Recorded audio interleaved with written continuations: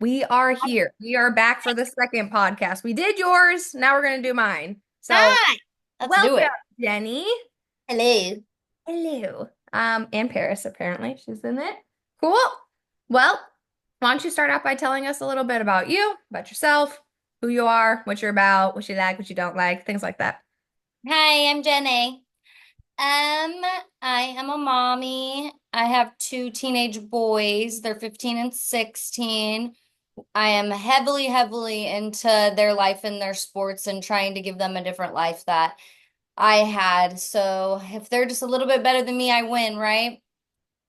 I'm a wife, so I have a husband. His name's Jason, and when I had known him a very long time. I'd be careful how I say that because he's 20 years older than me. So when I say I've known him all my life, people are like, creeper, you know?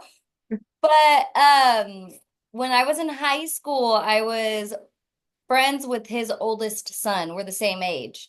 So I had met Jason, growing up right out of high school. I had Jakey already, my oldest son. And so I had known him for many years. Just he was the party house, we could go over there and party and drink or whatever.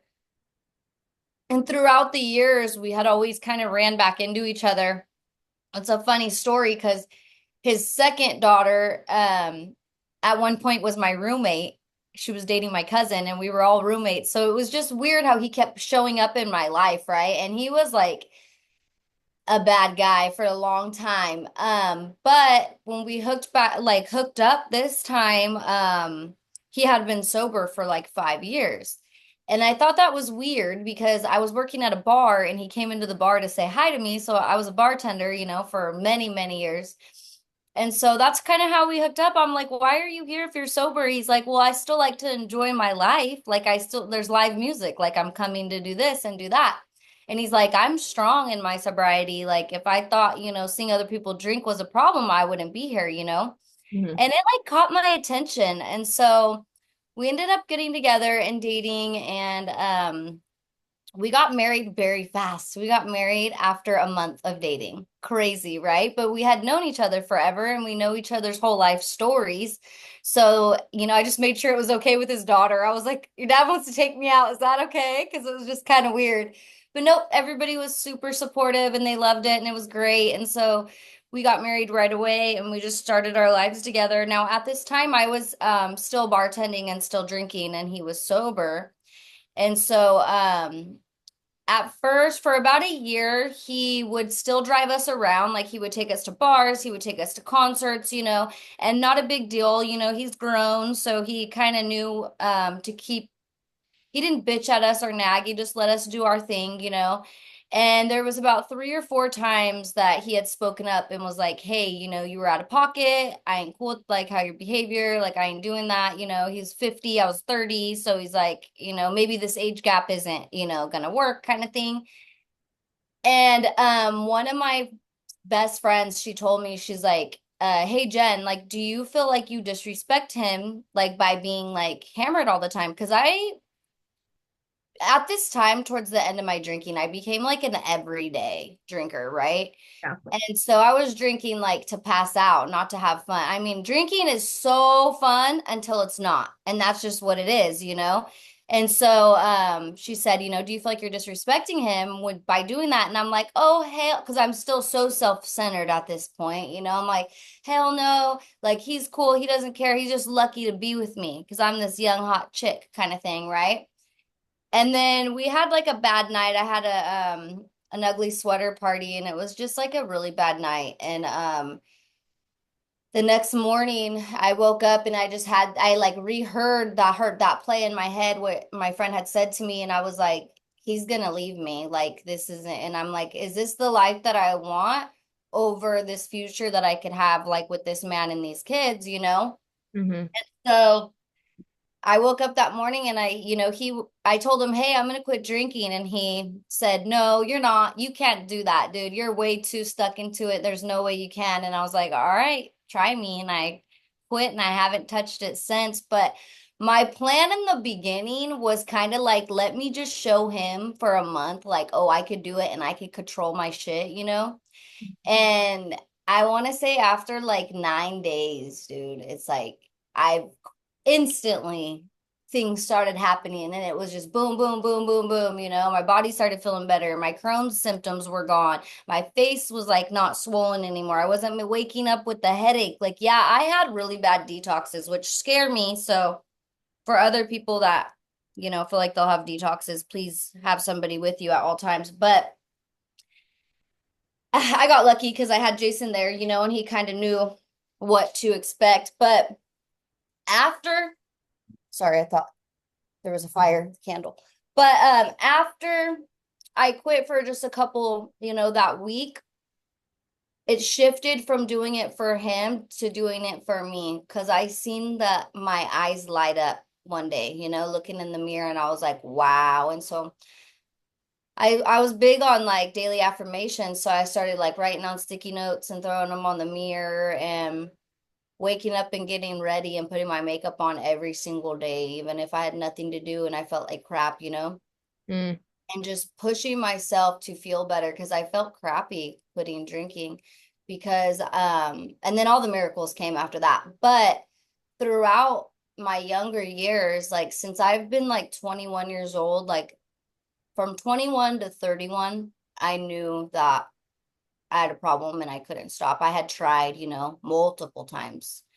And of course, you're in quiet about it. Like, you're not going to tell people, oh, I have a problem or, oh, I'm an alcoholic. I was a bartender. Everybody's an alcoholic. It's cool. It's a joke. Oh, Mm. yeah, I can drink more than you or you could drink more than me. It's just like so acceptable. And a couple times in private, I tried to go get help and go to AA or go do this and go do that. And it never worked for me because I wasn't ready myself, and I wasn't like sick and tired of it yet. I wasn't ready to grow up and look in the mirror and choose me. I Mm. always thought I had to, take care of Jake and the kids and be completely just all about them and who cared about me. And, that's what sobriety has given me myself back. Yeah. And just being able to grow any way I want. I feel like I tell my kids all the time, I feel like I'm your age now. I could go to any college I want. I could do whatever I want. I'm only 34, like 35 next month, but yeah, so other than that, I just like to I do eyelashes for a living also a couple days a week. We have a construction company, so for a long time, I was a single mom and I lived in the ghetto and I was married once before to a gang member. Like I got married in a jail and I was just so chaotic, my life, and, watching behind my back if, our car was going to get shot up. Like it's just crazy if you really know like the life story of me and to see where I am now. Like people would never guess. Mhm. And so I always I met here's the was the big change I think of my life. I met this older man one time and he used to come into my bar that I worked at. And I would always complain, about my first husband and guns and drama and all this shit, right? And him being in prison and all this thing. And this guy looked at me and he said, "Hey Jenny," he said, you're complaining about all of these things and these people, but you put yourself in these situations. Like you choose, and I'm like, no, he's my husband. I don't choose it. Yeah, you do. And Mhm. he goes, you can sit at a table that you are allowed to sit at a table that you can't afford to eat at, order water. And I didn't get it. And a couple months later, I left my first husband. Things got a little bit different. And it clicked in my head one day what he had said. I remember I was like just hanging out with my son, playing video games with him. And I was like, whoa, I know what he meant. I know what he meant. Mhm. So, of course, I still have like my one or two best friends, but I changed my acquaintances like that. I dropped everybody that only hit me up because I paid the bar tab. Mhm.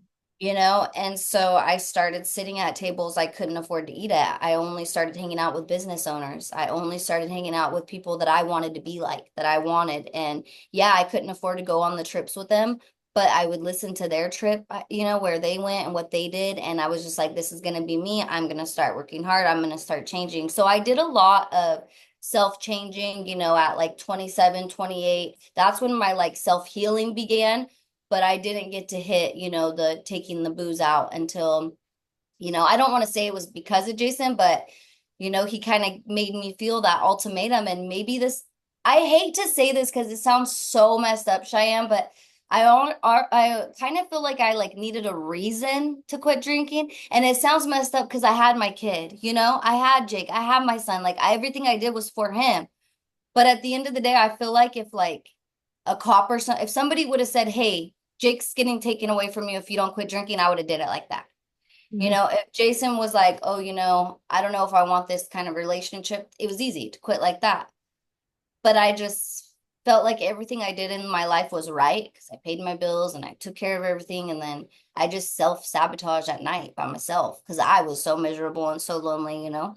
And Mhm. now, after healing for so long and going through all of this and where I'm at today, it's just cool to know how much I don't hate myself. Like at the end of the day, I hated myself. You know, I Mhm. didn't know who I was. I was lonely. I was lost, and I was just working to die. And I at some days I was ready to die. Mhm. But now knowing who I am and where I'm going in life, and it's like the possibilities are endless. But I don't know, sobriety fucking saved me, girl. Saved me. Even though I had a good head on my shoulders, I didn't know where to go with it. You know, I Yeah. didn't have the motivation or the strive. Mhm. Pretty much that's my story.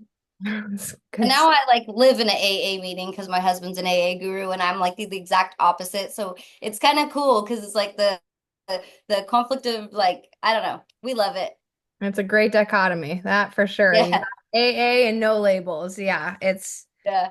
it sounds like a good duo. And it's funny that you mentioned how he's not drinking. When I met my partner, he's never drank, smoked, drugs, none of that. And I tried to introduce him to all of that, explaining and expressing to him. Sorry, let me turn off my notifications, explaining to him that he was missing out and what a loser he was and that he didn't understand. He's like what he was missing out on. I was like, trust me, like just wait till you see how much fun you have. And he had a drink with me.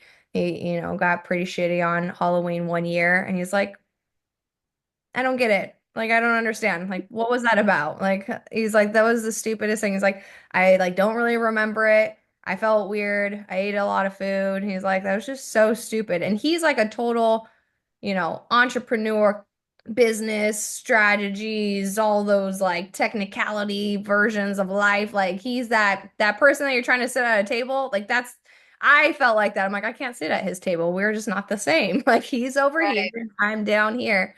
Um, but it was over for almost 5 years, right? That, well, I guess 2, 3 years that it really took me to see, oh, he actually has a better way at life. He actually handles the things that he's feeling. He actually talks about his emotions and how it is that he's feeling and takes actionable steps to get out of it. He doesn't just sit there and play the victim. And that was what I was so great at doing, which was play the victim. And so when you mentioned that, he would drive you around and take you to these bars and concerts, that was Lou. That was exactly what he would do. And, there were those couple of times where he's like, you are out of pocket as well. Right. And I was like, well, this guy just doesn't understand. He doesn't get it what I've been through. He had an easy life. And again, that was another excuse. That was another justification for my bad behavior. And I look back at that and I'm like, had I started when we first started dating, like literally our first date, I brought two White Claws, like two tall cans. And I was like, I brought these for us. He's like, I don't drink them. I'm like, more for me. Great. But you talked about how when you drink alcohol, how it's fun, right? It's like, well, that was a fun time until it wasn't. It is interesting to watch your definition of fun change over time, right? So maybe your fun was, being a bartender and drinking on the job or getting drunk after work or, drinking every day or whatever that was for, you. My fun was like that as well. It was like it was fun to escape. It was fun to, constantly be around people. And then you get sober, you stop drinking, you quit alcohol, and you realize like, oh, those weren't my friends. Those were actually people just knowing that I'll pick up the bar tab, which like you, I was the same. Even though it wasn't my money because I didn't have a job. I was jobless for an entire year and I was spending his money on stuff that he hated that I would do. And then I would lie about drinking alcohol, coming home shit faced, and be like, I'm not drinking. He's like, I can see it on your face. I'm like, not drinking. I'm not drunk as we speak. I'm not drunk. And he just knew I was bullshitting. And it also came down to an ultimatum. He was like, I don't know if I want this. Not that I don't want to be with you. I think you're great. I think you're amazing, but I can't watch you kill yourself, whether it's by accident or by choice, because I super, had suicidal ideation because I was like, what a piece of shit I am, you know? Here's this amazing person trying to love me. I can't even love myself. And I do believe that it is so hard to love others when you're unable to love yourself. You talk about how your your reason should have been your son, right? But you needed something to get you to go. I feel bad, but I was like, I needed something to get me started too. I'm like, I had the DUI, I lost my dad, I went to jail, I've done jail time. Plenty. You think I would learn my lesson? So I don't really believe in a rock bottom, maybe in an emotional rock bottom where you're fed up of your shit, you're done doing the things that you say you're not going to do anymore. You keep promising yourself never again, but then here you are Thursday night at 5 o'clock. You're like, well, and then you stop even being able to make it to certain days. It just becomes habitual and you do it daily. I think there's only a couple spurts where I was doing it daily, but for the most part, it was binge and it was hard binging too. Like bottles on end, like 750 milliliters a day by myself easily. And that, when I saw how much I was spending, and I saw how much I was drinking, it didn't click in my head. And I think that's because of the lack of ambition, the lack of wanting to sit at people who are doing more than me's table. I was just so okay at sitting at the kids' table. I'm like literally was sat at the kids' table my entire life. So I'm like, I'm just gonna be a kid for the rest of my life. I'm never gonna grow. I'm never gonna learn. I'm never gonna mature. I'm always gonna be the kid. I'm just gonna be the drunk kid. I'm gonna be drunk on chocolate. I want to get chocolate I wasted. love that. It's the best movie. Love And it. Love you just grow up one day and you recognize it. that it's not that you can't change, it's that you won't change. You won't change your shitty ex-husband. You won't change your friend circle. You won't change your habits. You won't change, the things that are causing you pain in your life because it's just so much easier to live the same lifestyle, the same sedentary lifestyle. But there is this really popular quote that I absolutely adore. What you do not hate, you will tolerate. And whatever my life looked like before, I didn't hate it enough to want to change it. It was just easier to stay the same. And I saw you had Dopamine Nation, and she has this one passage in it about that. I Um, bought that because of you. You told me. it's the bestest ever. Let's see, where is this line? Right here. Um, we have lost the ability to tolerate even minor forms of discomfort. Is that the other line I was looking for? I was frail. Yeah, we've lost the ability to tolerate even minor forms of discomfort. So when you look at society, why do you think that everybody is so keen to escaping, whether that's texting, YouTube, any pills, any alcohol? It's just so much easier to make an excuse. It's so much easier to say, oh, I don't want to drink, and this is where I believe this is my thing with labels. I don't label myself an alcoholic because I feel like it is a crutch. I feel like it's an excuse to say, I didn't want to drink, but I'm an alcoholic, even though you've shown years and years and years of not having those characteristics. I don't Right. believe that you are an alcoholic for life, but at the same time, people are going to question that narrative with, well, then can you drink? And it's like, sure, could I? I But want is it to. going to make me a better mom? Is it going to better wife, a better friend, a better daughter? Yeah. No. So why introduce that back into your life? You question people not drinking ever again. They ask you like, but why or how long or are you sure? And you do the same thing with cigarettes, and people are like, great for you. That's really great. And they don't ever ask you about how long, right? Imagine you quit smoking Right. cigarettes and Isn't someone that crazy though? It's just because legal. they don't know all of the dangers of it. Like people like we've looked into things, you have to go and look for these things.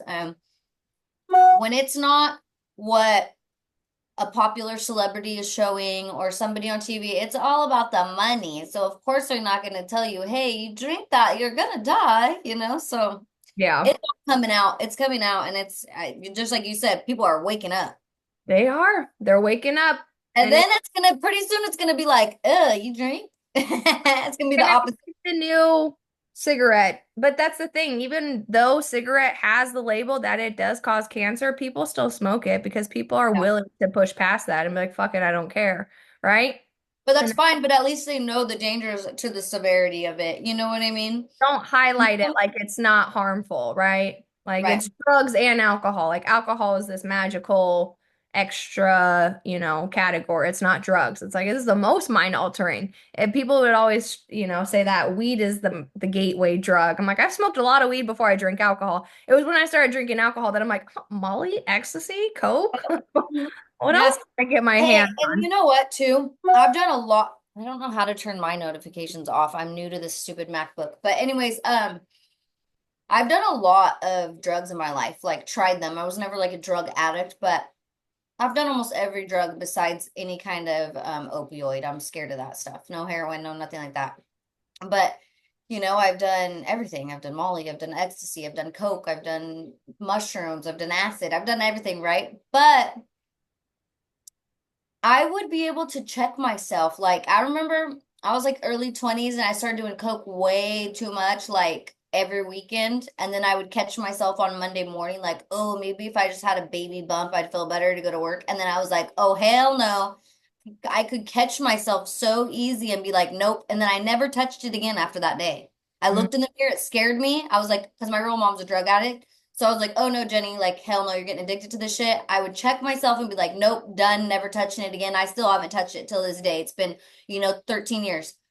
But for some reason with the booze, dude, I could not kick it. It literally had me in such bad of psychosis where I believed that if I didn't have it, my anxiety was going to be worse, and then I would have depression, and then it literally controlled my mind. And I have done like mushrooms that control your brain, and I felt more in control on mushrooms than I did in my heavy active drinking, People yeah, get lucky if they can quit before they get to a daily drinker, because I mean I would get sick. I would have to drink, before I even went anywhere. And once you get to that point is when it's like really, really dangerous. Like I didn't know if my liver was going to go back to normal, Thank gosh it did. I eat healthy, I take care of myself, and it's getting better, but liver failure is liver failure. There's no coming back. yeah. And so we don't think of that in the moments of what we're doing and not caring about destroying your body. But now I look back and I'm like, what a selfish bitch. Like, what about my kid? Like, doesn't have a real dad. Like, now he has an amazing stepdad. But what if I would have killed myself from drinking, like doing that to myself? And my own son now doesn't have either parent. Like, you just start looking at the world so different once your mind gets clear of that psychosis feeling. And I know I had heard you say, like, oh, it gets out of your system. And like, I think you said, like, what, 8 days or something like that. For me, it was longer. I Well, swear, for some reason. Go ahead. 90 is hair, 7 weeks is your body, 14 days is like when you start feeling like, okay, it's like we're starting to feel like a normal human being again. So Yeah, so it took me like 2 weeks before I started thinking clear because I was getting loopy. I started getting weird when I first yeah. quit. I was like, oh my gosh, like I'm acting like like a weirdo. Like I went to the doctor and was like, hey, I'm gonna be honest with you now.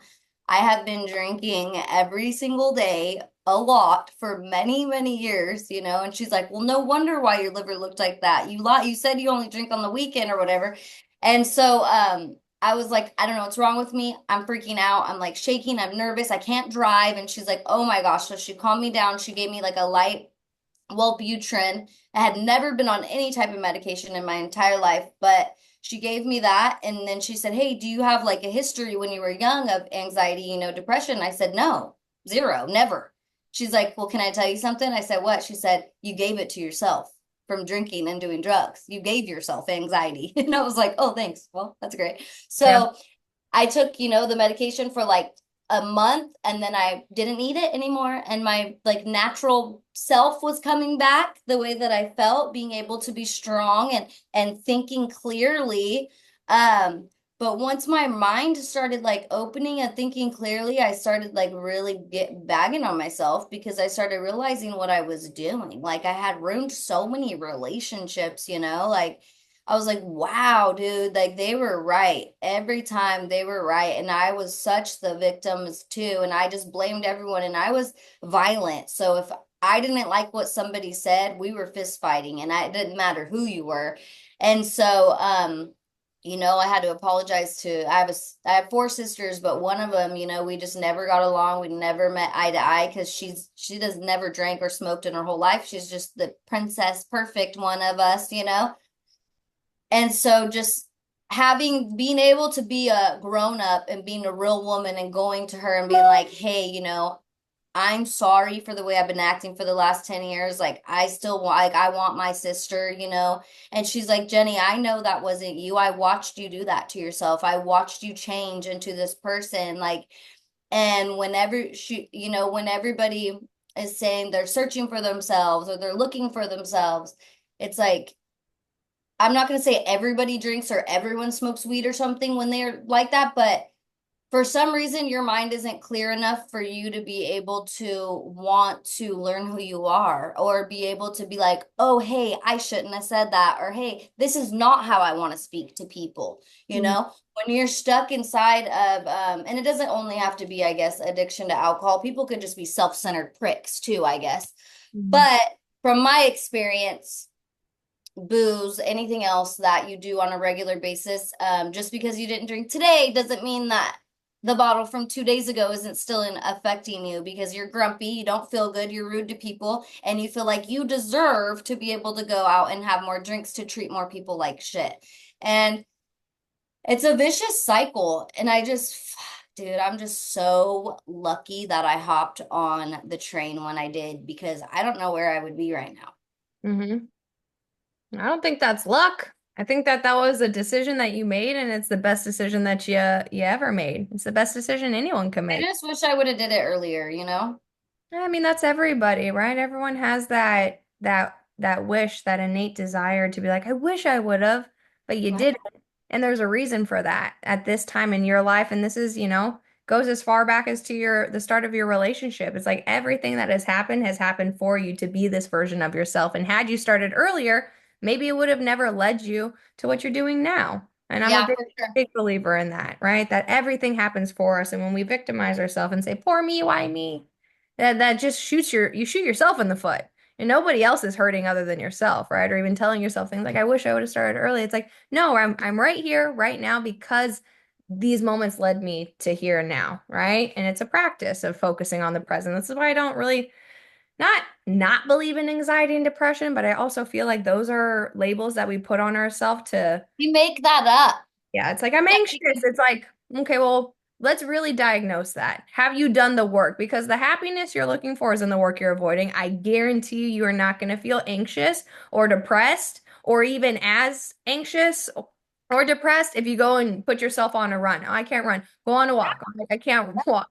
Crawl with your fingertips. I don't care. Get out of the house, move your body. Like Tony Robbins talks a lot about the changing the physiology of your body will change your mindset.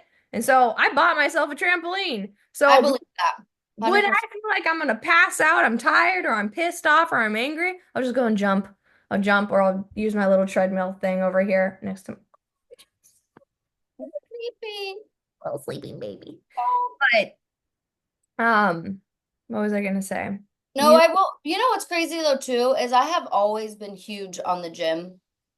Even in my active drinking, I'd wake up, throw up, and still I was like a 5 a.m., class girl, for years. yep, I do Spartan races and stuff. So I think I always kind of used that too. Well, I'm healthy, I work out, I go to the gym every day kind of thing. yeah, But I feel like if I didn't have done that throughout all that time of destroying myself, I would have been a lot worse off, honestly, because I forced myself to get up, I forced myself to go work out, and it was something that made me feel better. And so when I completely got sober and it took me a couple weeks, like 2 weeks, to where I kind of wanted to just stay and hermit the crab and like hermit in my house, like, and then wait till I felt better. And then when I went back out into the world after like 2 weeks, I went back to my normal routine, and the pump that I got from that first workout, I remember I was like, wow, like, so much different. yeah. And I was like calm and I like felt good. I wasn't like forcing myself through it. And, like, I don't want to downgrade anybody that does, have any type of feelings towards like anxiety and depression, but I feel like that too, I feel like it's we give that to ourselves, we make it up, we believe it in our head, and then we start hyperventilating. And your words mean a lot. Like you say that, I hear you say that. And Mhm. they do. And if you tell yourself, "Hey, I'm fine. I'm going to take a deep breath and this is not that big of a deal. This is what we're going to do about it." Then you'll be fine and you'll get over it. You Yeah. know, um I had a problem with that with Jake last weekend. He said he had a panic attack. I said, "Jake, you don't even know what a panic attack is. Come here. You're breathing fine. Like, just sit down for a second and take a deep breath and talk to me about what you're saying." And he was like, "Oh, okay." And it's like, that was learned behavior, by the way, from a girlfriend or whatever else. But Yeah. I don't know. I just feel like being active and working out is definitely something that is good for everybody. Like, I don't care how old you are. My mom's older, she's overweight, and I try to tell her this all the time: just walk, just do this. I can't, and everybody has an excuse. If it's to quit drinking, or to stay with an abusive husband, or to get healthier, or, I've taken my mom, I've meal prepped for her, I've done all of these things because she has heart disease. I'll go walk with her and she just won't fucking do it. You It believe doesn't taste good. I it. don't like it. I won't. And you can't force her. So Yeah. all I do is my part and that's it. But that's how I feel with the drinking. Like, okay, that you're upset, you're addicted to sitting on the couch and feeling sorry for yourself. Yep. And my husband is not even 10 years younger than you, and he's out on roofs. You know what I mean? So it's like, I don't know. It could go to anything. It doesn't just go to alcohol. It goes to a lot of things, a lot. Yeah, And it's not just physical, right? It's like we talk a lot about the importance of physical. It is important to change, the physiology of your body. It changes your mindset. It helps with your cerebral blood flow and all of those great things. But there's so many other pillars to, getting yourself out of an addiction. And yeah, like you said, not feeling bad for yourself, right? The self-loathing and pity parties, right? The world's going to keep spinning. So you have to ask yourself, all right, outside of your physical pillar, right? Where are you mentally, spiritually, emotionally, financially? Oh, financially, I have no money, but I'm buying alcohol. It's right, like more distractions, and I think that a lot of us got distracted in the midst of trying to figure ourselves out, right? Like for right. myself, I started drinking at when I was pubescent. I was 13, 14 years old. So while I'm already uncomfortable in my body, uncomfortable in my life situation, it wasn't perfect, but what the fuck even is perfect? But I already felt so uncomfortable and trying to find, I went from shy man, which was my tomboy version of myself. I had a six pack. Everybody at school called me shy man. And I was like, okay, so I'm basically the dude here, right? Like, I don't know. And when I started growing boobs and getting me, more beautiful and filling myself out, right, was right when I started drinking alcohol. So it could have been that people like me just, because I'm beautiful, I'm happy, I'm a bubbly personality, but I associated me being liked to, oh, they like me because I'm drinking. Not because they like me. They like me when I'm drunk. They like me when I'm drinking. Boys like me when I drink, or they like Yeah, what I can offer with my body, or, you know, in a yeah, very confusing time of your life, this is where you pick up a distraction. And then you distract yourself long enough.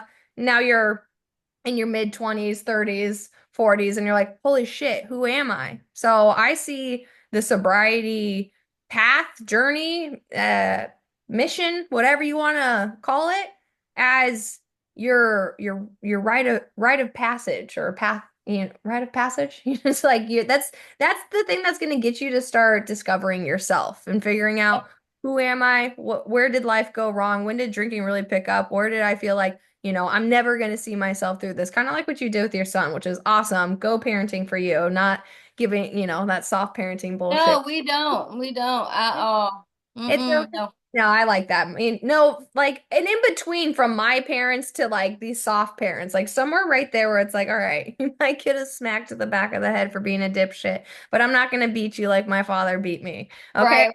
But you know what, too? Like, we made a new rule in the house, like last year, because they're bratties, but no one in our house says I can't. So be like, I'm trying to say, like, if I'm like, Words are Mike, power. no, Micah, do whatever, do your, geometry homework. He's like, I can't. I have to wait. I'm gonna cheat off this girl. And so everyone in the house, I was like, all right, we got a rule. We don't say I can't. We say, well, I'll try. and that's just what it is. So now I've seen my kids out and about somewhere else and them say that, and I was like, somebody asked them something, and they're like, "Well, I'll try," and it's like, okay, let's try, but don't say you can't because you Yeah. know I don't know. It means people don't know what you say out of your mouth can actually like mean and do. Like you tell, have you ever heard of how they put the 2 cups of water in the separate rooms? Mm-mm.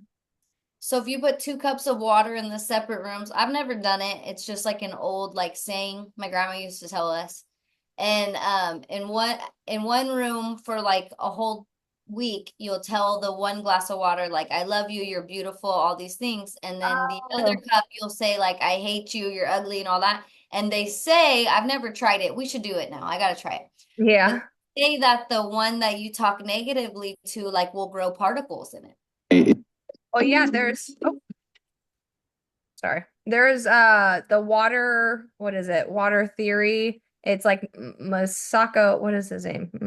Masaka Ugwe. I don't know what, but the cup thing that you're talking about, God damn it, Masako Ugwe or something. It's like a Japanese philosopher or something. He froze those petri dishes, talked shit to one of them, and it froze all jagged, and then spoke kindly to the other words, and it was like beautiful little snowflakes like the Grinch, right? Where it's like inside this little snowflake lived a little town called Whoville. Ah, love that movie. Anyways, so yeah, our words are vibrational. We are what? 75% water. So if words are vibrational, they have to impact us in some way, shape, or form. So when Right. you wake up and you just sit there and list out all of the reasons why you're a dirtbag, well, then that's going to become your reality. It's going to become your main focus. But if you wake up in the morning and let's say you work on a gratitude, maybe you can't yet focus on yourself and loving yourself. There's absolutely nothing you love about yourself because I've worked with girls like that. They're like, nope, I hate myself. Yeah. Okay, let's baby step into this. What are you grateful in life? And when people tell me,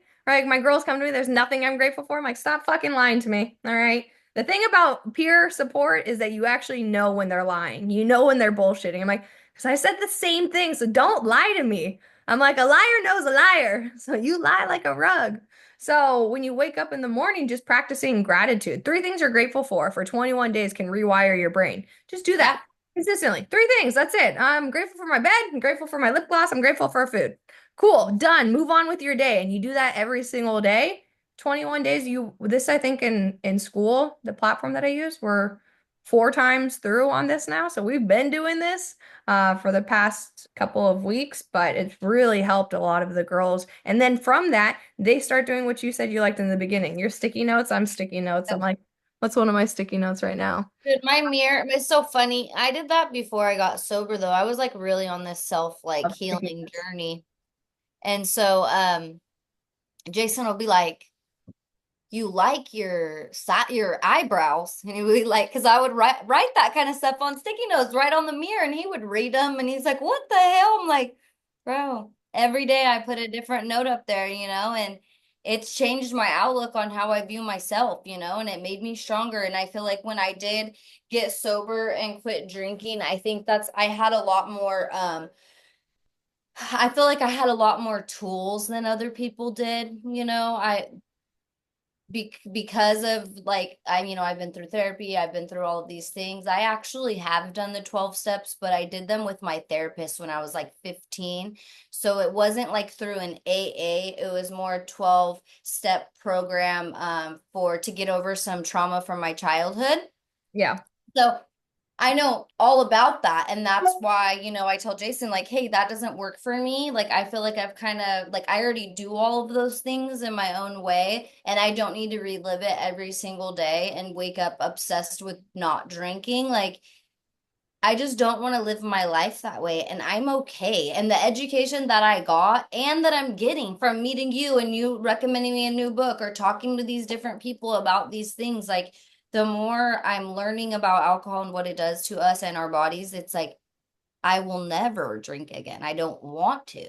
Like, would Yeah. I go and snort freaking something that's gonna like just fry my brain and kill me right away? No. Am I gonna go look for fentanyl just to snort it? No. So once you learn like how bad it is, and not even how bad it is, how bad it made me. Like, the byproduct of that, right? Yeah, like The how drinks and the alcohol. shitty I was from that. Like, why would I pay for that and do that to the people around me? Like, The I, worst ROI you will ever invest your fucking time, energy, or money into is alcohol. Like you get no return on investment with alcohol. If anything, you're in debt now because of alcohol. It's like I've racked up credit cards because of alcohol, and then when you're drunk, it's like you also rack up credit cards with Amazon because you're drunk and you think you need matching towels and a fucking duvet or something like stupid things that dude, you I was bad online shopper too, up at 4 in the morning, like was like, bad. I watched Hunger Games and I bought a harpoon and a bow and arrow one night. It came in the mail and Lou's like, return. He saw the bow and arrow. He checked my Amazon cart. He's like, return the harpoon. I was like, so boring. And I was just like, wanted all these Katniss Everdeen things because I was drunk out of my mind and was like, I need these things. Like, it's funny the things that you convince yourself of when you have these mind altering substances. And a while back, you had mentioned that you weren't addicted to shrooms, that you had literally your mind changing when you're taking shrooms, but alcohol was so different. Back with the indigenous people, they actually had a story about that where they used alcohol as a form of currency, right? And they gave it to the indigenous people and took away psychedelics and labeled it like pagan or like witchcraft or coven or whatever the fuck. And they took the psychedelics away and gave them the alcohol. The alcohol ensured that they were lower vibrational, that they Yeah, were to control them. more controllable. And the psychedelics, you're having more of epiphanies. I've never once been like after a shroom trip, like I wouldn't do acid. I did it one time and I got it off the black web and I was like, never again. I was tripping for like 18 hours. I was like, Ooh. And that trip was actually, I don't know how I didn't die on that trip. Did 16 hours from California to Colorado, made it there directly. We did like 10 hours of cocaine in the car to get there to drive through. Got there, said we were going to take a nap, go to bed, rest for tomorrow when we do acid. Stayed up all night drinking the darkest IPAs. And then after that, we woke up in the morning. We're like, let's take this acid from the black web. That weekend, when I was driving home, those next 16 hours, I was so out of my mind. I was so depressed. My serotonin was depleted. I was just like, I don't even remember what brought that story up, but I just like relived that all through my head right now. That Like, was why did I do that? why did I do that? And it's I like you are a child when you are drinking alcohol. Like even 21, I was still a child. I mean, I was pretty grown, and I think a lot of us start drinking early because yeah. say Yeah. mom, dad didn't get along, childhood was challenging, or maybe it wasn't, but you just think of yourself as an adult. You think of yourself as grown, right? I moved out when I was 17. I was like, I'm an adult. Stupid idea was that. I should have stayed home. But then when you think about the legal drinking age is 21, but your brain is still developing till 25. So in some countries it's 18, which is even worse. Which is even Yeah. worse. But they did show studies that the countries that they are able to drink at a younger age opt out of it quicker. They're like, no, I'm good. Like I don't because it's It's all not as much, yeah, they're not waiting for it. But you know what? I'm not trying to tell people, hey, go do mushrooms, but to be honest with you, mm-hmm. the times I have done mushrooms, I never overdid it. I wasn't a big mushroom eater and trip out. I always did just, a chill, cool amount. Mm-hmm. Mushrooms always made me like think about like, oh man, like is it cool that I treat my sister like that? Like my mind would open up to where I could actually reflect and self look at myself, right? And yes, it's bad. It's you're doing drugs. But Yeah. after I was done, I would either have a very one-on-one good conversation with somebody or I would call somebody and have a really good one-on-one conversation with them. And so after I would always be like, dang, maybe I should call and make up with my sister, or maybe I should do this, right? Like you're saying, like an epiphany, like you're opening. But Right. every time I drink booze, I'm like, Fuck fuck them, everybody else. It's my everybody. way or the highway. And so of course they would trade like that. I would do it today if we had to. That's Yeah. all we had. I would Yeah, trade. I'm not advocating for shrooms or psychedelics Yeah, either, but there's been so many studies that have yeah. come out that with microdosing, it's helped people's depression, it's helped people's anxiety, it gives them that, that self-love back with themselves, right? Again, not advocating for fucking taking shrooms, but I am saying, right? It's No, like, but I've experienced it. yeah, and you don't get I never got addicted to shrooms. I would do like one every six I would do shrooms like every 6 months. And then they Yeah. came out with chocolate bars.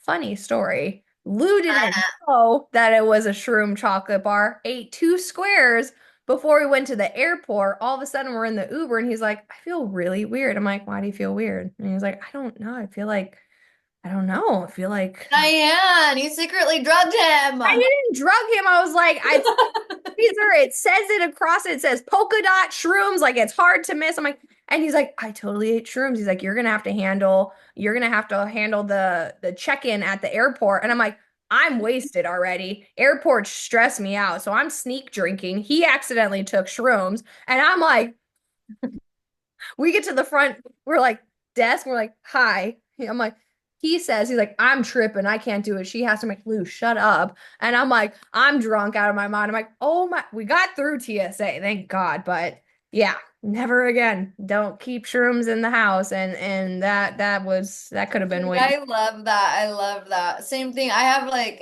so when I was real young, when I got with my baby daddy, I he was like a bad man, you know. He was older and I was young and they talked to me. I didn't even have my license yet, but they would talk me into because I was a cheerleader at the high school and he was like 22 and I was like 15, 16, like such a lame. But they would talk me into wearing like my cheerleading uniform and driving like 7 hours to Humboldt County here in Cali and picking up like pounds of pot, right, in the back of the car. And so I was scared. I didn't even know how to drive. And they're like, we'll teach you. And I'm like, well, why do I have to drive? And I just want to look cool around all these people, right? And they're like, because you're less suspicious if you're driving, you know, whatever. I would drive all the way, hours and hours and hours with no freaking license and go, do you know how it was so illegal back then? I could have went to prison like a little kid, 16 years old. Like what a dumbass just to look cool, you know? And there was a couple times, you know, he's like, here's an ecstasy pill, try this. And I thought it was a great idea that I could go skateboarding and go in the half pipe with high heels on, you know? Like I think back to some of the shit I've done. I'm like, I am so lucky that I'm alive and Luck. I didn't go to prison for the rest of my life. Luck, or maybe you were meant to be here. You have something that you're supposed to be doing here, whatever higher Hell power yeah. you believe in. I believe in that. I'm like, Hell yeah. there were many of times that I could have been taken out, but I wasn't. So I knew that the reason or the meaning that I gave and the reasons behind why I'm still here, I told myself that's, to carry out my father's legacy, to help do what he was unable to. Not that I think he would go if he were to get sobered up and start helping people, but he was such a social character. He was so fucking funny. Like I remember there was one time me and my dad were out eating breakfast and some guy was just sitting across the diner and he was like, "Hey, come over here." And I was like, "Do you know him?" He's like, "No, but no man should eat pancakes by himself." I'm like, "Okay." So we Oh, just sat there and ate pancakes with this stranger and it just, my dad was always that very social person. But now looking back at it, I'm like, honestly, he was probably so social because he was always drunk. Like it's easy to be social when you're drunk because you have, no inner thoughts of like, well, what's this person thinking? Like, what did they think? Like the first call we hopped on together, I was like, I always get not nervous, but like I get butterflies in my stomach. I'm like, well, what are we gonna? And it was so good that you're like, our first call was gonna be a phone call. So I'm like, oh, I could be weird over here. I could be doing all of this, and she doesn't even and know. Doesn't even know. Just being fucking weird. And it's just you build confidence through doing the things that make you uncomfortable. Like I'm right now I'm yeah. planning the sober sister sleepover. Made me uncomfortable doing it because I'm like money's involved, other people are involved, having to get everybody together. Like, have you ever planned trips? I'm trying to get girls together. The last trip that I was a part of, that was a ton of girls, was a bachelorette here in Miami. And I was sober through the whole thing. And I was just like, oh my gosh, this is such a freaking struggle right now because all I want to do with these girls is drink and do coke, and you have to tell yourself that no, you just can't. But now, knowing what I know, it was never that I couldn't. I was just choosing to have a better life, but was still surrounded with the same people. So when you said that you eliminated old relationships, it's like that's the truest thing. I still have a lot of those friends who are still my friends. Well, two of them. I'm friends with two of them. I say a lot. Dude, I swear, it's I was funny. over dramatic. I'm like, I have so many friends. I would say I have like a total of four friends. So But hey, I'm gonna wrestling is over in March, and then Micah's birthday's May 5th. I'm gonna ask Jason if I could go. that would be fun. It How are would you be gonna do fun. it? Dude, want to know something so gay though? Huh. I don't sleep without my husband. So I'm gonna be like, we're still like honeymoon 3 years later, I swear. So it's gonna be hard for me to sleep without him for that many days, but That's all uh right. You come, we'll snuggle because we're all sharing beds because there's everything. It's like big beds there. There's a ton of rooms, but it's like all big beds. I'm the I'm same. looking at your text right now. So what are you gonna do? Are you gonna wait to see how many people want to do it and then break down costs or what? Oh, I already have. It looks like 20 people have confirmed. So I'm talking to the Airbnb right now, asking how many it specifically sleeps, and then getting an actual. I'm gonna get it regardless, but figuring out who wants to go. It looks like I'm gonna be over my estimated number, which was I was like 30 or less, but it's like it's already at 20, and I just posted it in school a day ago. So I have 20 confirmed. Including myself, so 19 confirmed, and then if you go, so what I'm gonna do is essentially make the payment. It's Airbnb, so you do half payment. It's 3,000 for the 3 days, which I found the difference because I'm like such a get the best bang for your buck, but I still want to be in Miami because Miami is awesome. But It's the only 3 grand for 3 days. yeah, the weekend is it's 30 people or whatever. It's 5,000 on the weekend, but if you do Monday through Thursday, it was only 3,000. And I told them that we're a sober group of girls and we're not going to be partying or ruining the house in any way, shape, or form, and that we're meeting up for a sober girl meetup, and I'm their sobriety coach. And if there's any discounts that you can do, because I want to do multiple of these every year. And he's like, Yes. 5% off. So that brings it to like 2,000 and $85 for 3 nights. So that split between 20 girls, it's like 150 or less. And then we get a big Costco order. And then I'm thinking of doing, morning workout, but still just be chill, have lots of fun, do barbecuing. And then I want to do like a mocktail station, even though I don't really drink mocktails. I thought it'd be fun for everyone to make their own drinks and Dude, I got all the cool little ideas for that.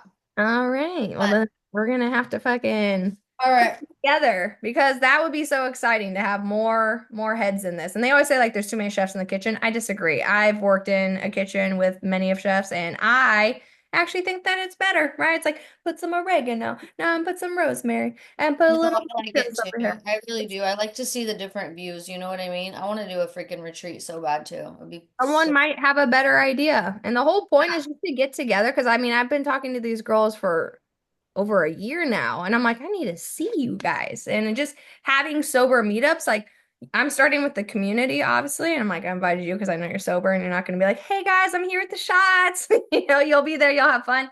But I want to get it to the point where, you have actual sobriety meetups. I just am realizing how easy this actually is. I'm like, I Yeah. was gonna do this a year ago and do a retreat, but the word retreat scared the shit out of me because I'm like, No, it's so easy. It's gonna be so fun. It's gonna be so easy. All you gotta do, dude, I'm an itinerary queen. Ask the kids, dude. They hate going on vacation because I have an hour to hour, like crazy ass itinerary. And then I'm like, okay, from this time to this time, you can do what you want. But I put the addresses, what time we're gonna eat, what they're gonna like at that restaurant.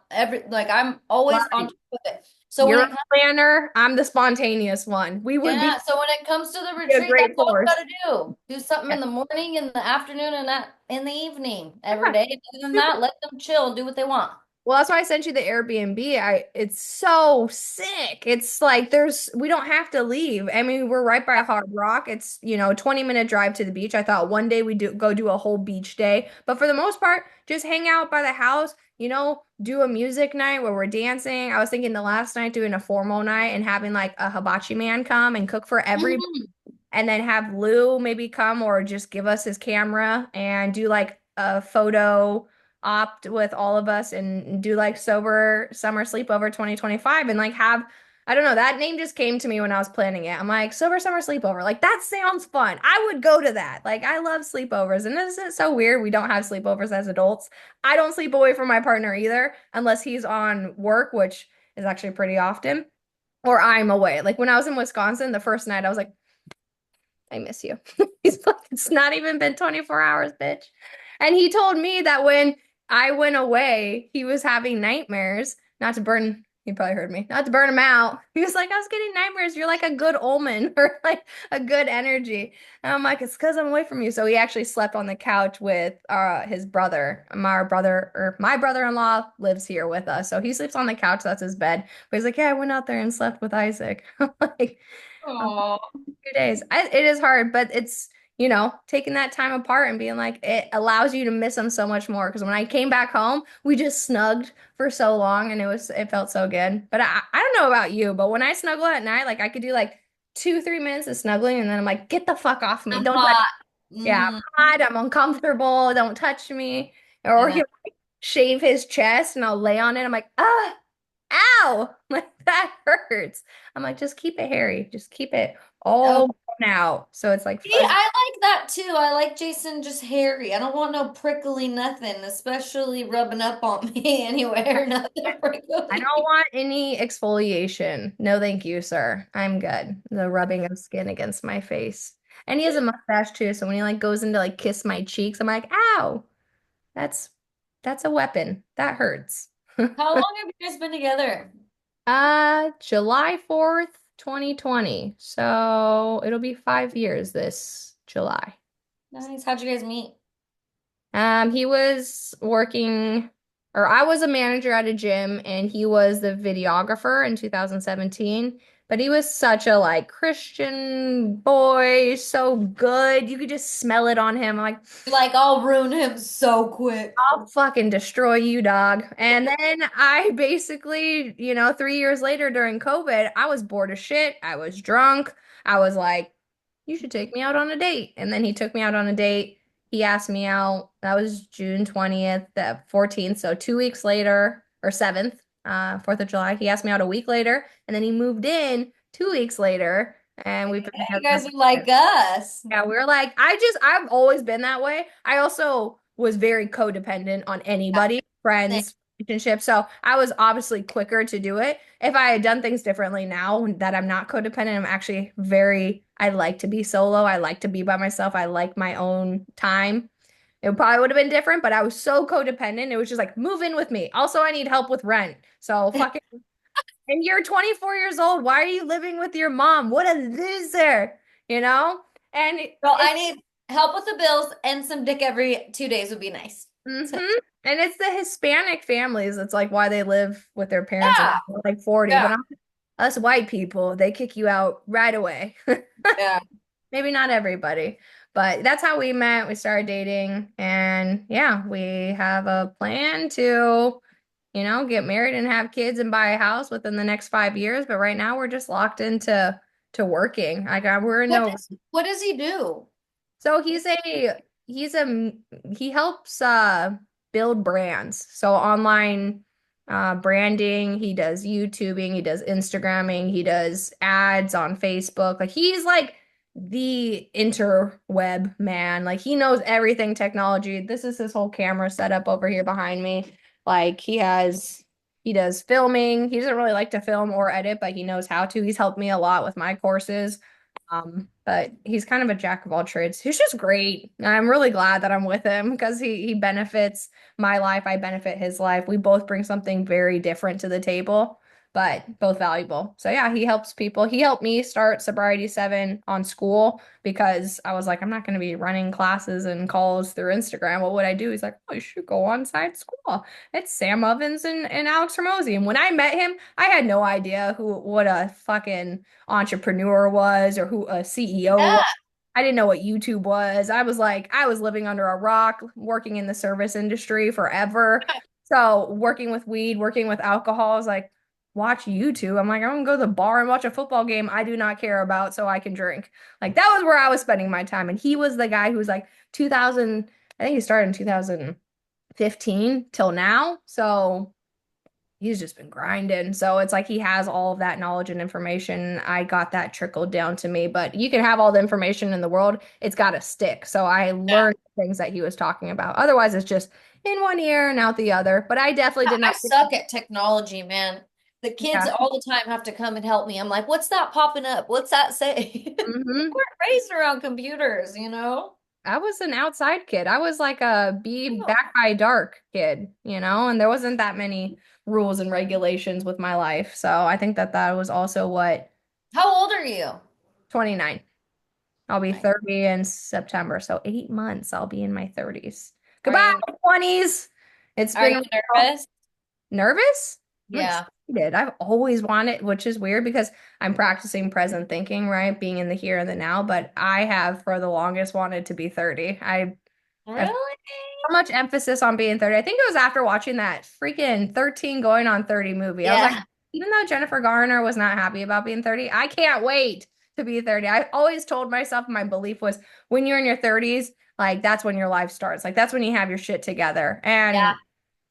And I just think age is a number now. It really doesn't matter what age you are, when you get started, how you get started. The whole point is that you can, evolve. Like, where am I going to be in 20 years? Who gives a shit when I started? In 20 years from now, I'm going to be in if I keep this trajectory and keep 1% better every single day, I'm going to be light years away from where I am right now, which that's the exciting part of the momentum of building up to the person that you could be, Yeah. right?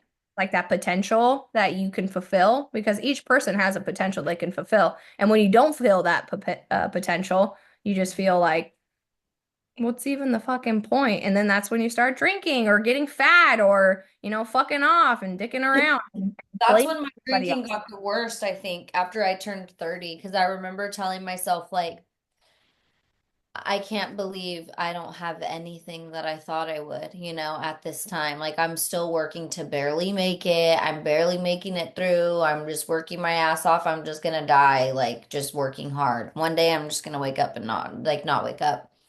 And so 30 was hard for me. That was a hard year to turn, but I wasn't happy yet, I was like barely starting to work on myself. So turning 30 was that was rough. Rough. I was terrified, terrified. But now, I'm gonna be 35 next month and How exciting. I love being older and knowing more and being more, knowledge and learning from my mistakes. Like, it's just like you was like when we're kids, people tell us till we're blue in the face, hey, don't do this like I did. Hey, don't do this like I did, right? And so now as the parent, I'm like trying to beat it into my kids, don't do this, don't do that. And I tell Jason, like, hey, they have to make their own mistakes too. And the only way we could do is like lead by example. Well, I don't know how far you are into the book, but there is this part in the passage that talks about that specifically, right? Letting them essentially figure their way. And there's, we are all aware of the helicopter parent, right? But there's these new type of parents called snow plowing parents, which are these parents who just come in and bulldoze any obstacle that's in the way of their children, right? And when you do that, you take away their ability to learn for themselves. And right here it says, perceiving children as, oh no, not that part. By protecting our children from adversity, have made them deathly afraid of it, right? They're like, oh, That's mom, what's wrong with this generation. Hate to talk crap, but I'm just saying they're all free. Mommy and daddy wiped their butt too long, and now they don't know how to live in the real world. now their asshole hurts, butthole was wiped too much. It's Dude, very the world. challenging to not want to see your child. I don't even have a child, and I don't want my dogs to go through pain. Like I get it, but you have to. If you love them, you'll let them go through pain. Because if you sit there and you bulldoze every obstacle, they're not going to have that resilience that both you and I have. So many people talk about how their life was hard and all of these things happened to them, but no, all these things happen for you so that way you could become resilient. I would never trade resilience over being shoved into a bubble and being protected by mommy and daddy. Like, no, mom Yeah, and because daddy then run for my money. you realize the world ain't fair and the world don't go your way. So like if one, my kids are at the danger zone of these teenage years. They can go one way or one way, but if they throw a fit about something, a certain way, I'm like, nope, absolutely not now because you don't whine to get your way. You're Yeah, 15 years old. You ain't gonna be able to cry to your boss because you need an extra $100 raise.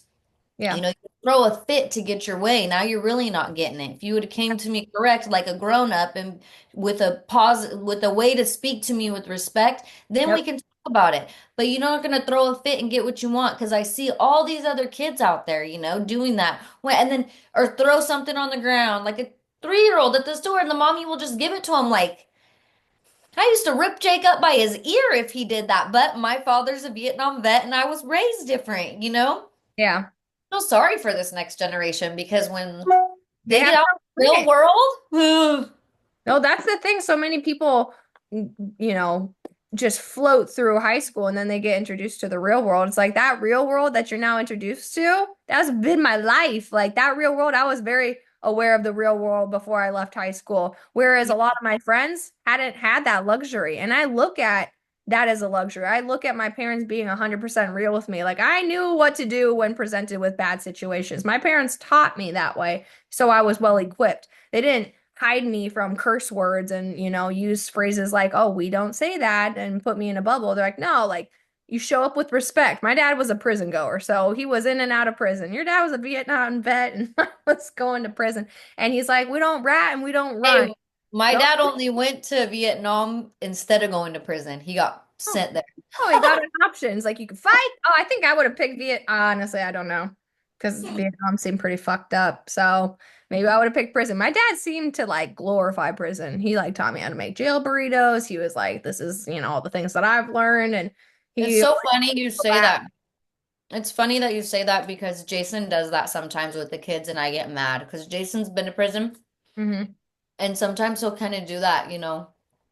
And I think he does it because he's trying to be cool around the teenage boys, but at some points I have to be like, hey, hey, hey, too much, too much. Like you're making it glorify it like if it's Yeah. cool to go to prison and it's Yeah. not. Like I couldn't wait to go to prison. I was like, my dad seemed like he had a good time. My dad liked prison Yeah. because there was structure. He's like, the real world doesn't have structure. He's like, Yeah. prison has structure. You have a Yeah. time to work, you have a time that you have a time to converse, you have a time for the art or whatever.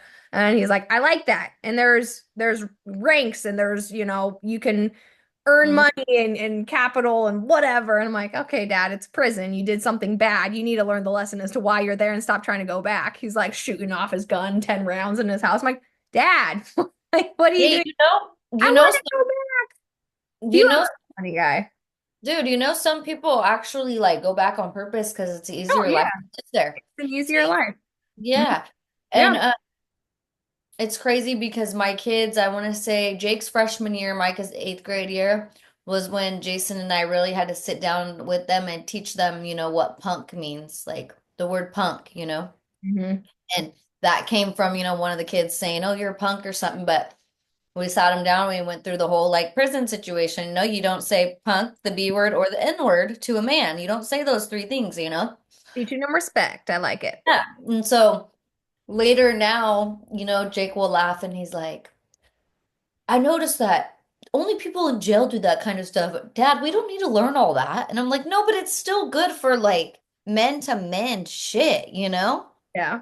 You don't learn that kind of stuff on how to treat people. And our biggest thing with the kids right now is teaching them you're always going to mind somebody. So they throw their fits and they don't want to listen and they want to do what they want. I'm like, okay, but you have to, I can't wait till I'm 18. Why? Because then you're going to have to listen to a boss and then you're going to have to listen to your wife. And if you don't listen to your boss, then you're going to have to listen to a cop because you're getting in trouble. If you don't listen to a cop, then you're going to go to prison, have to listen to a guard Yeah. and a gang leader. So no matter what throughout your life, you always gonna mind someone. Hmm. So start with your mama and listen to what your mama is teaching you, you know? Absolutely. Well, it sounds like you're instilling some good lessons in these kids, and they're But lucky. I really want to break their nose sometimes. They're little shits. Absolutely. And I like what you said about the I can't when you tell your kids not to say I can't. That was gymnastics conditioning for me. Anytime we said I can't, it was conditioning. And that was when I first started to learn to condition the mind. And the mind is a powerful place. And that's why what you feed it is so important. What you eat, what you listen to, who you're around, the things you consume on a day-to-day basis, those things matter. And telling Yeah, yourself things that I can't, well, you're going to ensure that you can't, right? But if you tell yourself that I can, seriously. there's more possibility. If you want to get sober, you have to pretend to be a sober person. You don't get sober by acting like an addict. You don't get skinny or fit by acting like a fat person or an overweight person. You don't get financially free by acting like a brokey. It's like you have to act like the person you want to be. It's that future self now method where you're being the person that you want to be and aspire to. You may not be that person yet, but you keep acting like it, right? One day it's going to click and you're going to be that person. Then it's no longer an act and there's no imposter syndrome. You're just like, I worked hard for this. This is who I am. But so many people give up before the going gets tough. They're like, it's just not clicking yet because they want that instant gratification, that instant relief that, yes, I did this. But no, you haven't. You got to sit down and you got to do the hours. You got to put in the reps day in and day out. And it's going to be really fucking boring some days. That's okay. Be bored because then you're going to have more, there would be a higher probability of you liking yourself because you're actually forced to sit with yourself and be bored with Yeah. and say, what do I actually like about this person? Right? If I'm so fucking concerned about what everybody else thinks of me, what do I actually think of me? And because you can't make everybody happy. You know, when I was drinking, there were people who were happy, and when I wasn't drink, there were people who were happy. But same on the reverse. There were people who were pissed that I was drinking, and then there was people who, were pissed that I got sober. So at the end of the day, fuck everybody with respect, fuck everyone. You have to focus on yourself. You have to put you first, and then the right people that you want to be around, you will Attract the right people for you. exactly. You are attraction of what you put out. So it's like if you're putting out these things that are not great, you can't ask yourself why you're not around other people who are great. It's like I want to be around great people, but you're not yet there. It's like you have to be patient, right? When you think of that gap, I think Snoop Dogg talks about it. He's like, as you evolve, you leave your friends behind. They either need to come up with you and match you, or you come back down, but you lose. So what ends up happening is most of these people get left behind. You're up here, not near where you were, with your old friends, but the other people who have been doing this started way long ago are up there. So you're like, shit, not there yet, but also not down here. So it's just constantly evolving. And they call that the glass ceiling effect, right? It's like, sure, you break through one glass ceiling, you climb up the ladder, and you're like, holy shit, there's another glass ceiling. And you are able to break through as many as you want as long as you never be complacent, right? And when you're complacent, I feel like that's when people give up on life because growing people are happy people. And if you're truly happy, it's because you're working on yourself, you're evolving. This journey you're on, I'm on, it's a lifelong commitment. We are constantly evolving. We are constantly becoming better, wiser, smarter, happier because we're doing the things that it takes on a day-to-day basis. We're not skipping months or years and be like, I'll get back to that whole healing self-discovery journey in a month from now. It's like, no, you work on it every day, but it's not taking up your whole entire day. It's just little tiny small actions, right? That you're showing up for yourself. Like you created a podcast, you're parenting your children, you're showing up as a bomb.com wife. Like you're doing these things to show yourself that, hey, I'm here for you, Jenny. Like I'm here. You don't have to worry about anybody else screwing you over. I will never screw you over. And then it gives you so much confidence to just face any fear in your life because it's like if they don't like me, I don't give a shit if they don't like me. Yeah, I for like real. I For love real. me. Like that is awesome to say, right? For real.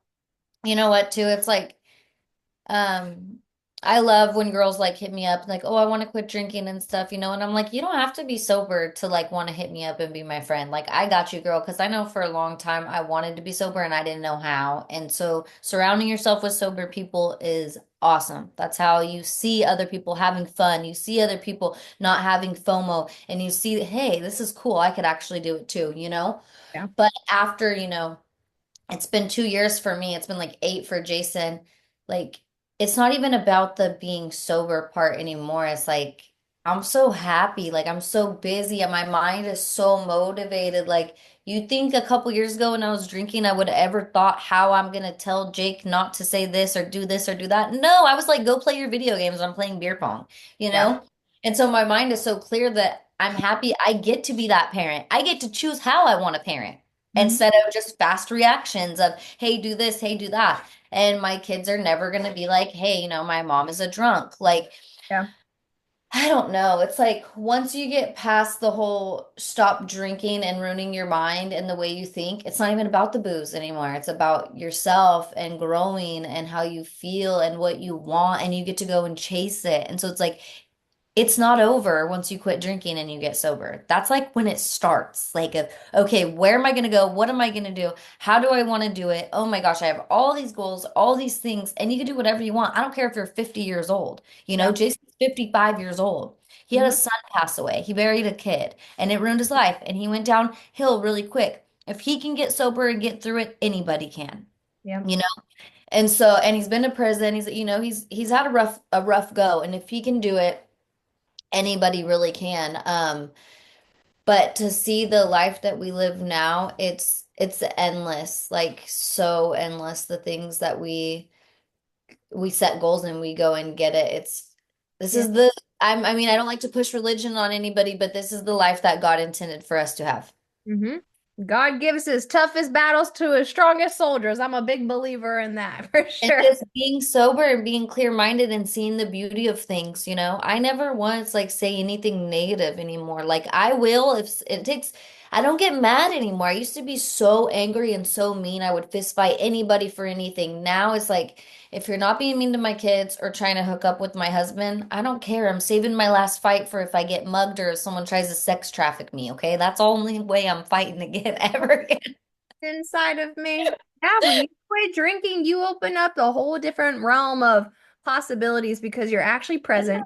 You're actually taking care of yourself. You actually give a shit about life again. So when you let go of alcohol, when you're able to abstain from it and say, this is the life that I want to lead, you are going to love yourself so much more because I think spiritually we know what we're doing, regardless of the knowledge that you and have right now, right? Knowing how bad it is. I think spiritually, regardless of the knowledge that people have, know that deep down it's not right. Deep down, they know that, hey, I shouldn't be doing this, but they do it anyways. Why? It's ingrained in society. It's so normalized, and it's very hard to see unnormal behavior as it is in a society that treats this unnormal behavior as normal behavior. I think that's how Viktor Frankl said it. And Viktor Frankl was the man who lived through the Holocaust, and was in Auschwitz, and how he could have, went the other way in life, but he did remarkable things with his life. And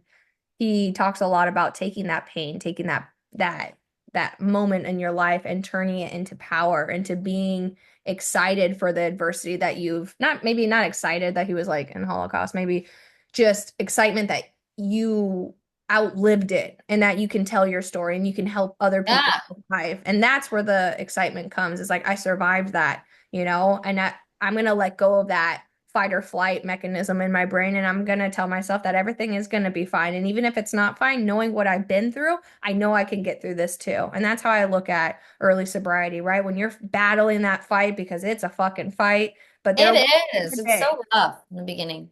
there'll come a day where you look at it like, no, it's not an option. Like I'm gonna have a shitty day and like my first go-to is not alcohol. My first go-to is Hmm. looks like I gotta go jump on my trampoline or take a walk. Right? I think there's going to be so many great takeaways on this call for the other moms who are in the community and then just any other listeners who are listening. I think that we spoke about a lot of great things, and I see you as a frequent guest because I'm excited to talk to you. I have a great time talking to you because I feel like you have a really great understanding of the world and a great understanding of this topic specifically. And I'm always excited. I feel like I have 20 more questions, but not enough time. So we'll have to hop on another podcast, but this has been great. This has been so much fun. And I just appreciate you taking the time out of your busy schedule. I know you have a busy one today, but I I do do. appreciate you taking the time out to be able to hop on this podcast with me today and hopefully help some of the people who are listening in. Yeah, I love your face. I just want to say one more thing real quick. Sure. So, when you can when you continue to do something that changes your personality, like drinking alcohol changes your personality, right? If you continue to do that multiple and multiple, multiple times, that's how you lose yourself. And that's how you're saying, I don't know who I am and where that booze had taken away your real personality over and over and over and over. And now you don't know how to be around other people. Now you don't know how to act at home when you get home after you're drinking, or you don't know how to relax and rest. And so the booze itself have taken you away, and that's why you're soul searching. That's how I feel, what happened to me. And so I just want people to be a little bit of aware of that because you notice when you black out or you say, "Hey, I was drunk," and you use that as an excuse. You're Hmm. using it as an excuse, but now who's the real you? Where have you been? Yeah. Absolutely. Where's that kid who was playing in a sandbox? Like, can you find him ever again? It's I that know. little kid inside of us is banging on the doors. That's why you're saying to your kids, like, I can act your age. I could go back to college. Like, I'm almost 35, but I feel like that's because the life comes back to you. It does, yeah. It shows in your demeanor, it shows in your personality. It shows that, hey, like I was beating myself down. I was making my life harder than it needed to be. Now Yeah. challenge that narrative, come up with a different belief and practice that day in and day out. And that's what all things are that are in self-discovery is practices, right? Practicing to respond, not react, practicing to be present and not in the past and not in the future, practicing to be the best version of myself. But these are things that don't just happen overnight, right? It's going to take time. So I like what you said about that because it's so true. You know, there is a way out, but you have to recognize that alcohol just isn't it. It's not adding to your personality, it's shape shifting your personality into this extra thing that isn't even a part of you. And then when you aren't drinking, right? So many times, how many did you say? How many times did you say like, "Oh, I just need a little bit of alcohol. I need a little cocaine so I could feel like me."